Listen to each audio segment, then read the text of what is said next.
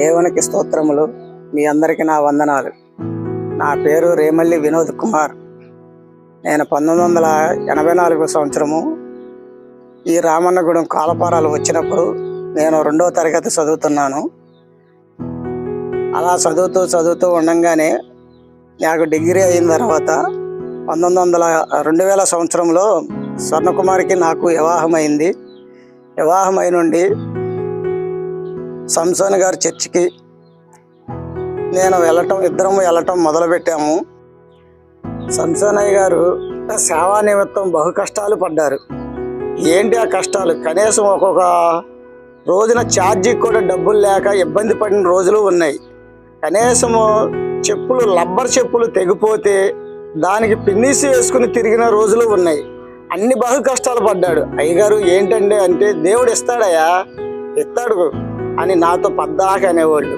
నేను ఒక ఫ్రెండ్గా తిరిగేవాళ్ళం. ఎక్కడికన్నా ఫంక్షన్కి వెళ్ళాలన్నా, లేదంటే విజయవాడ ఫంక్షన్లకు వెళ్ళాలన్నా ఇద్దరం కలిసే వెళ్ళేవాళ్ళం.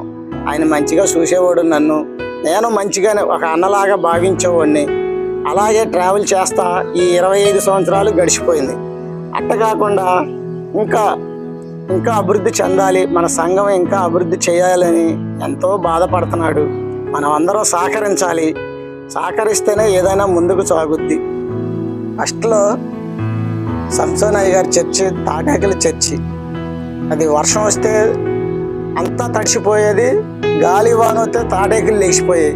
అట్టాగే పైన పరదాలు వేసుకుని కొన్నాళ్ళు అట్టాగే ఆ చర్చిలోనే ఇలా ప్రార్థన చేసుకుంటూ కొన్నాళ్ళ తర్వాత సెంటర్లో స్థలం దొరికింది. అయ్యగారు స్థలము దొరికింది కానీ చాలా దూరం అయిపోయింది కదండి, మరి వీళ్ళందరూ ఇలా అక్కడికి వస్తారా అంటే, దేవుని కోసం వస్తారయ్యా అని అయ్యగారు అన్నారు. సర్లేండి మీ ఇష్టం అండి అయ్యగారు అన్నాం. తలొక్కతి సందాలు వేసుకుని అక్కడ చర్చి నిర్మించుకున్నాం. ఇప్పుడు అట్ట కొంచెం డెవలప్గా ఉంది. మనం అందరము 25 సంవత్సరాల మట్టి కలిసిమెలిసి ఆయనతో సావాసం చేసాం. అందరికీ మంచి ఆయురారోగ్యాలు ఇచ్చాడు దేవుడు. ఇప్పుడు ఆ చర్చి 25 సంవత్సరాలు పూర్తి చేసుకుంది. ఈ 25 సంవత్సరాల పండగ ఇప్పుడు చేసుకుంటున్నాము. మీరందరూ సంఘమును ప్రేమించి అందరూ ఈ మీటింగ్లకి, ఈ సిల్వర్ జూబ్లీకి రావాల్సిందిగా కోరుతున్నాం.